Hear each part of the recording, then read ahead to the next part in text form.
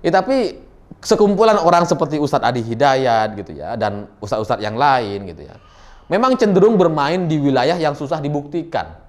Soal sejarah ini kan susah dibuktikan. Kalau misalkan dia tiba-tiba bilang bahwa Ahmad Lusi ini sebenarnya keturunan Nabi, Habib, Habaib, siapa yang bisa bantah gitu? Kan nggak ada. Siapa yang bisa menyangkal gitu? Siapa yang bisa kemudian membuktikan dan bisa membenarkan sepenuhnya? Nggak ada, lawang sejarah gitu. Sejarah itu soal keyakinan aja gitu. Sama seperti Ustadz Adi Hidayat misalkan yang bermimpi bertemu dengan Nabi Muhammad katanya. Siapa yang bisa buktikan? Nggak ada.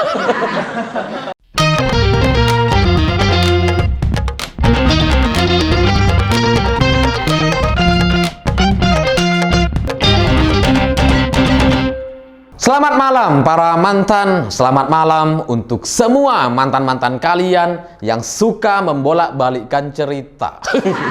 Sehingga semua cerita versi dia kebanyakannya bertolak belakang sama kenyataan. Nah, cerita-cerita semacam itu bagi saya jadi mirip sekali dengan cerita Ustadz Adi Hidayat. Itu karena belakangan ini dia viral di mana-mana karena dia meyakini bahwa nama pahlawan Kapiten Patimura itu nama aslinya adalah Ahmad Lusi. Sementara yang kita tahu gitu ya, dari banyak buku sejarah yang pernah kita baca dan pelajari, nama aslinya adalah Thomas Matulesi. Sehingga ketika Ustadz Adi Hidayat muncul dengan nama baru Ahmad Lusi gitu ya, ini jadi seperti teori konspirasi bumi bulat dan bumi datar gitu ya. Kita sudah meyakini bahwa bumi itu bulat gitu ya. Terus kemudian muncul teori bumi datar. Nah, sama kayak gini. Kita udah bertahun-tahun meyakini bahwa nama asli dari Patimura adalah Thomas Matulesi gitu ya. Terus kemudian sekarang muncul nama baru Ahmad Lusi. Ya sebenarnya saya udah denger lama soal cerita ini gitu ya. Cuma karena yang bicara adalah Ustadz Adi Hidayat dan nggak terlalu viral gitu ya, nggak terlalu dibicarakan, yang dengerin cuma kelompok mereka gitu ya. Ya udah saya biarin aja, nggak saya bahas gitu, daripada saya bahas nanti tambah banyak yang tahu gitu kan. Ya karena dalam bayangan saya gitu, kalau kita mau runut dan kita ambil dari sisi logisnya, Lucy ini kan nama perempuan gitu, cenderung nama perempuan. Coba kalian pernah punya teman namanya Lucy gitu ya, pasti ada tuh, Lucy Wiryono, Lucy siapa lah gitu ya. Lucy Wiryono yang itu hostnya MotoGP gitu ya. Jadi kalau kemudian namanya Ahmad Lusi, ini kok nggak nyambung gitu. Nah kalau namanya Thomas Matulesi ini masuk akal gitu. Karena Matulesi ini kayak nama marga di sana, dan memang mayoritasnya yang namanya Matulesi ini biasanya Islam, Muslim gitu. Tapi ketika ada nama Thomas di depannya, ini kita kemudian bertanya-tanya, Islam apa Kristen gitu, atau non-Muslim gitu.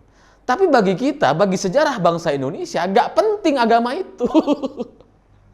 Karena yang kita tahu adalah Kapiten Patimura ini berjuang untuk bangsa Indonesia bersama masyarakat Maluku mengusir penjajahan Belanda. Cukup sampai di sana.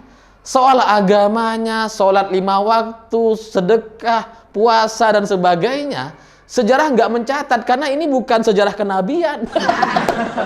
Ini bukan sejarah Islam. Ini soal sejarah penjajahan Belanda dan kemerdekaan negara Indonesia. Beda misalnya sejarah kenabian, harus jelas runut itu. Pernah sholat di mana, pernah kasih sedekah, zakat, nikah berapa kali gitu ya. Ya jelas. Tapi kalau sejarah kemenangan kemerdekaan Indonesia, yang kita catat cuma ya pahlawan dan pergerakannya. Tapi sekarang setelah pahlawan sudah tenang di alam sana gitu ya, ini kemudian baru kita mulai bicarakan lagi soal agamanya. Lawang sejak puluhan tahun yang lalu kita nggak pernah membicarakan soal agama gitu. Ya masa perang masih nanya, kamu agamanya Islam apa Kristen? Apa Hindu kamu? Kalau Hindu nggak usah ikut. Masa kayak gitu? Kapan menangnya kalau kayak gitu yang terjadi? Aneh gitu. Ya tapi untungnya baru dibahas hari ini gitu. Setelah kita merdeka beneran gitu kan. Ya, tapi setelah saya coba cari tahu gitu ya, teori soal nama Ahmad Lusi ini memang muncul dalam sebuah buku yang kemudian diyakini kebenarannya mutlak oleh Ustadz Adi Hidayat gitu. Nah, buku ini judulnya adalah buku Api Sejarah yang ditulis oleh Profesor Ahmad Mansur Suryanegara. Dia juga seorang sejarawan gitu, lalu kemudian dia muncul dengan keyakinan gitu ya bahwa nama Pattimura ini nama aslinya adalah Ahmad Lusi. Tapi ya sebatas itu aja gitu. Cuma sebatas katanya ke katanya. Tapi fakta-fakta sejarahnya nggak ada sanadnya gitu. Nggak ada cerita-cerita yang bisa membenarkan dan mendukung nama Ahmad Lusi ini gitu. Tapi sama Ustadz Adi Hidayat dijadikan satu-satunya kitab yang paling benar. Sementara semua kitab sejarah yang lain yang tidak memuat, tidak menyebut nama Ahmad Lusi, semuanya salah. Jadi mungkin bagi Ustadz Adi Hidayat gitu ya, tulisan dari Profesor Ahmad Mansur Suryanegara ini seperti kitab suci. Yang di luar dia salah semuanya. Karena menurut sejarahnya gitu ya, ketika buku ini diluncurkan, Api Sejarah ini diluncurkan, ada 2 volume gitu ya. Ini tuh sudah menuai kritik dari banyak orang, dari banyak sesama sejarawan gitu, dari banyak orang-orang yang juga sama-sama profesor gitu. Sehingga mereka mempertanyakan gitu, kenapa buku ini bisa muncul dari seorang profesor dan sejarawan yang secara fakta datanya sangat rendah sekali dan mustahil untuk kita bisa percayai gitu. Yang mengkritik ini ada namanya Mumuh Muhsin dan Profesor Tiar Anwar Bakhtiar gitu. Sehingga mereka mempertanyakan tulisan si Ahmad Mansur Suryanegara ini gitu. Ya gak mungkin lah dia tuh namanya Ahmad Lusi, lah nggak ada data-datanya gitu ya katanya. Tapi setelah itu gitu ya, ini tetap dikutip sama banyak orang pada akhirnya gitu. Si Ahmad Lusi atau nama asli dari Pattimura ini diklaim kebenarannya gitu, sehingga kemudian banyak orang juga mengutip seperti misalkan majalah Hidayah gitu ya, Hidayatullah gitu. Itu ada juga mengutip bahwa Pattimura ini nama aslinya adalah Ahmad Lusi. Jadi seolah-olah benar gitu di kalangan mereka. Tapi dalam kesimpulan orang-orang di zamannya gitu ya, di zaman atau segenerasi dengan Ahmad Mansur Suryanegara ini yang muncul dengan klaim bahwa Pattimura adalah Ahmad Lusi nama aslinya, kesimpulan mereka adalah Ahmad Mansur ini sebatas menulis untuk mencari perhatian, untuk mencari ketenaran gitu. Karena setelah itu bukunya mungkin jadi rame atau banyak diperjualbelikan gitu. Meskipun sejarah kemudian mencatatnya bahwa buku-buku ini nggak populer, nggak bisa dipercayai karena bertolak belakang sama semua cerita sejarah dari buku-buku yang lain. Makanya ya nggak ada yang tahu buku soal Api Sejarah ini gitu. Ya ada yang tahu 1-2 termasuk Ustadz Adi Hidayat. Lawang kebenarannya aja sudah dibantah oleh waktu gitu ya, dibantah oleh sejarah itu sendiri, sama Ustadz Adi Hidayat dijadikan pembenaran. Lucu ini. Tapi entah gimana ceritanya soal klaim Ahmad Lusi ini sempat juga diajukan oleh Forum Komunikasi Ahlussunnah wal Jamaah kepada sejarah Indonesia gitu, agar dinyatakan diresmikan bahwa Pattimura ini nama aslinya adalah Ahmad Lusi. Udah lama terjadi, tapi nggak pernah, negara kita nggak pernah mau mengakui ini gitu ya. Dan ya lagi-lagi, yang namanya sejarah Indonesia, ya sudah kita lawan Belanda aja. Soal agamanya, soal rukun 5 waktu, ya, sholat 5 waktu gitu, sedekah, naik haji dan sebagainya. Itu kita nggak terlalu perhatikan gitu, karena ini bukan sejarah Islam, bukan sejarah kenabian gitu. Kita fokus kepada soal sosok dan perlawanannya aja gitu, soal perangnya dan sebagainya. Tapi kenapa ini terjadi di Indonesia hari ini? Ya mungkin karena memang hari ini bangsa Indonesia gitu ya, terutama dari kelompok-kelompok yang suka rame, yang mengklaim merasa dia Islam sendiri gitu ya, Islam yang paling terdepan, paling bisa masuk surga, paling bener gitu. Itu mereka nggak punya kebanggaan. Apa yang mereka banggakan? Dari Habib Rizik misalkan. Habib siapa? Novel Bamukmin. Habib siapa gitu ya. Kan nggak ada yang bisa dibanggakan dari mereka. Ustadz Adi Hidayat apa kebanggaannya? Kan nggak ada. Soal ilmu-ilmu atau kitab-kitab yang dia baca kan nggak membanggakan sama sekali gitu. Semua orang juga bisa baca gitu kan. Makanya ketika tidak ada yang bisa mereka banggakan, kemudian muncullah klaim-klaim bahwa dulu negeri ini dibangun atau dimenangkan oleh orang-orang Islam gitu. Oleh pejuang-pejuang muslim. Dan kemudian seolah-olah menghapus pejuang-pejuang yang non-muslim. Padahal ya sama-sama berjuang gitu, mau muslim, non-muslim, sama. Hari ini juga sama. Yang menggerakkan ekonomi kita hari ini itu kan juga bagian dari perjuangan bangsa Indonesia. Ya ada yang muslim, ada yang Cina, non-muslim, ya sama-sama kita. Nah dulu zaman penjajahan ya kira-kira sama kayak gini. Dan kita tidak pernah mempertanyakan agamanya siapa, agamanya apa. Nggak ada gitu. Ya, tapi gitulah cerita-cerita orang FPI dan kawanannya gitu ya. Kalau mereka bikin doa untuk pahlawan, mereka nggak doa untuk Bung Karno, untuk siapa gitu ya. Bung Hatta enggak. Mereka bikinlah daftar pahlawan sendiri, yang Habib siapa, yang kita juga nggak tahu itu bener atau enggak, gitu ya. Beneran Habib atau enggak, atau dia Habib ada di luar negeri atau gimana? Gitu. Dalam sejarah kita nggak ada itu soalnya. Gitu. Jadi mereka bikin sejarah sendiri gitu. Sehingga apa? Sehingga ke depan kalau ini dibiarkan gitu ya untuk memutarbalikkan sejarah ini, anak cucu kita, generasi setelahnya bisa saja mempercayai gitu bahwa negeri ini dibangun oleh para habaib, bukan oleh Bung Karno dan kawan-kawan gitu. Bisa aja gitu. Lawang fotonya Bung Karno sama pedagang saudagar gitu ya. Itu kemudian diklaim sebagai bapaknya Rizik. Itu hoaxnya kan keterlaluan gitu. Tapi itu dipercayai, sangat-sangat dipercayai oleh kelompok FPI dan kawanannya. Ya begitulah sejarah kita gitu. Setiap generasi itu selalu ada orang yang nyeleneh atau muncul dengan teori-teori barunya. Kalau dulu ada Mansur Suryanegara, ya sekarang ada orang-orang FPI, Rizik dan kawanannya. Yang coba bikin sejarah sendiri gitu ya. Ya karena kalau dari sisi kebanggaan, misalkan kenapa orang-orang NU dan Muhammadiyah tidak pernah berbicara soal pahlawan bangsa atau pahlawan kemerdekaan di masa penjajahan. Kenapa? Ya karena nggak ada yang perlu mereka buktikan soal itu. Dan mereka sudah bangga menjadi NU dan Muhammadiyah. Selesai gitu. Karena dulu Ahmad Dahlan sudah berperan gitu dalam mewujudkan kemerdekaan bangsa Indonesia. Bersama-sama dengan ulama-ulama yang lain gitu.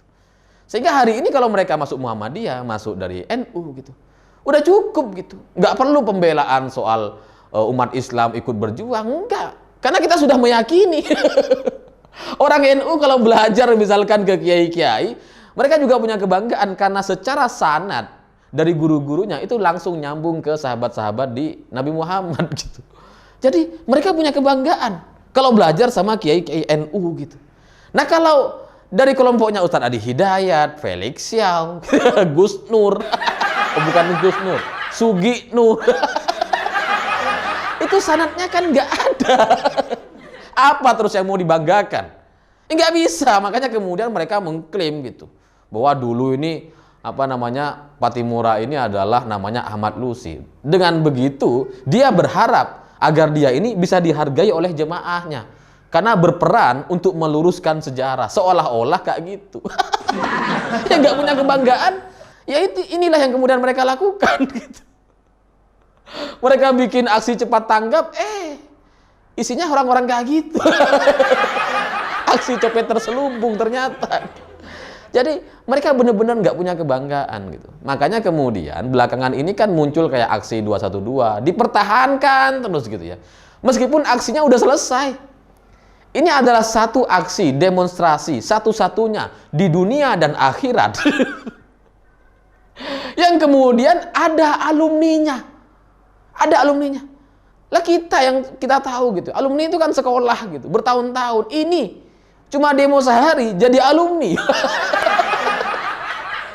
Dunia akhirat baru 212 yang ada itu. Nggak ada di tempat lain, di negara lain, di dimensi yang lain, di universe yang lain, di semesta yang lain nggak ada.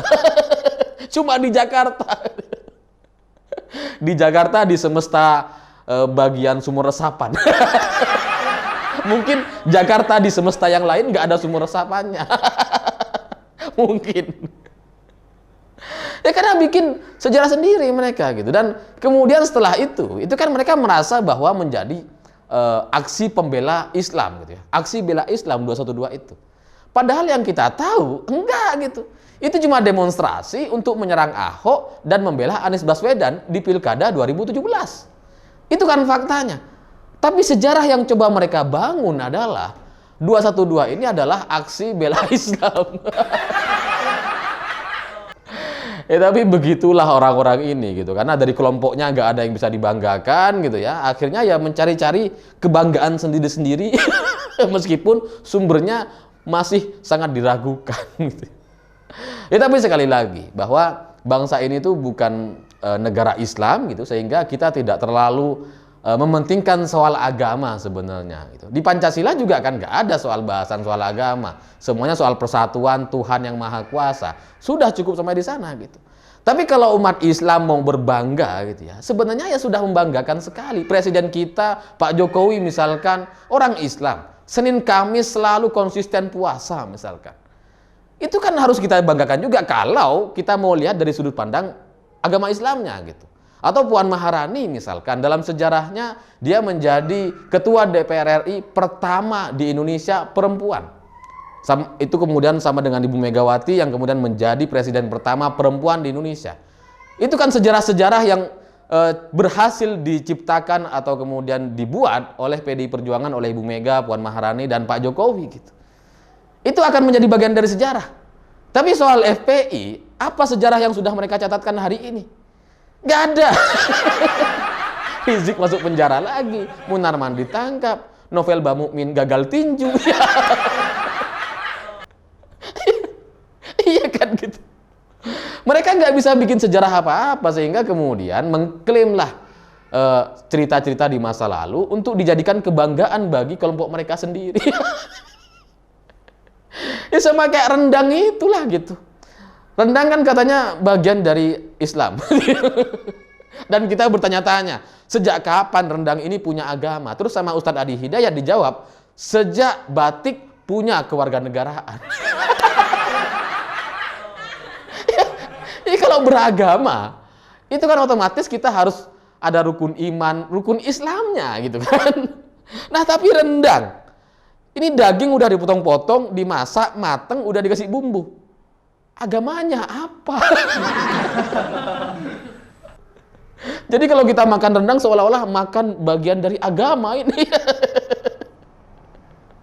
Jadinya dosa makan daging-daging Islam. Dosa jadinya kalau kayak gitu penafsirannya. Tapi sekali lagi, ini soal penamaan, soal klaim gitu ya. Cuma itu yang mereka bisa lakukan karena mereka tidak mampu menciptakan sejarah-sejarah mereka sendiri.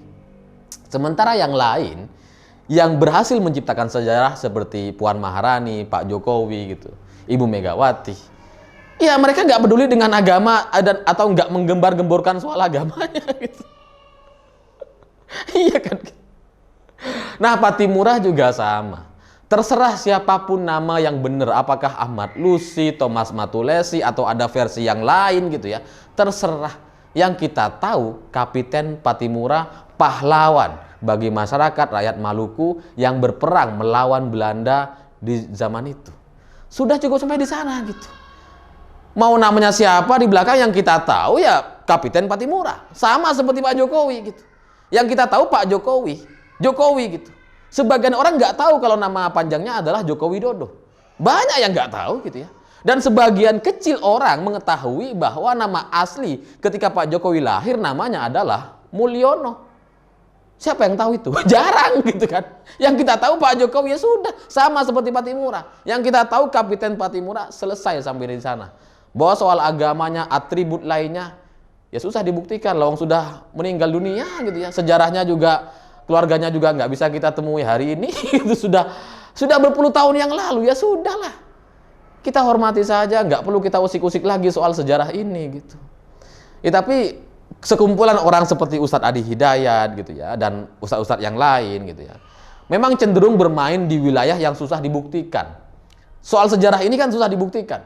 Kalau misalkan dia tiba-tiba bilang bahwa Ahmad Lusi ini sebenarnya keturunan Nabi, Habib, Habaib, siapa yang bisa bantah gitu? Kan nggak ada. Siapa yang bisa menyangkal gitu? Siapa yang bisa kemudian membuktikan dan bisa membenarkan sepenuhnya? Nggak ada, lawang sejarah gitu. Sejarah itu soal keyakinan aja gitu. Sama seperti Ustadz Adi Hidayat misalkan yang bermimpi bertemu dengan Nabi Muhammad katanya. Siapa yang bisa buktikan? Nggak ada. Ya karena soal kesalehan itu emang susah dibuktikan. Yang bisa dengan mudah dibuktikan adalah apa? Kekayaan dan ekonomi. Ya cuma itu. Kalau soal sejarah, kesalehan, mimpi Nabi Muhammad itu klaim-klaim mereka aja gitu. Mereka bohong atau enggak, yang tahu cuma dia dan Allah Subhanahu wa taala. Ya cuma itu. Ya, jadi biarin aja lah. Biarin mereka dengan narasi-narasinya, yang penting kita teguh dalam sejarah yang sama gitu. Kalau misalkan ada orang yang coba mau membelokkan, ya kita lawan dengan pembenaran dan meluruskan. Supaya nggak belok-belok sejarah ini, sejarah bangsa Indonesia ini gitu. Sehingga nanti anak cucu kita gitu ya masih bisa mempercayai dan bisa melihat secara utuh sejarah bangsa Indonesia yang sebenar-benarnya, bukan yang versi islamisasi. Saya pikir itu. Terima kasih sudah menonton. Jangan lupa subscribe, like, dan komen. Begitulah kura-kura.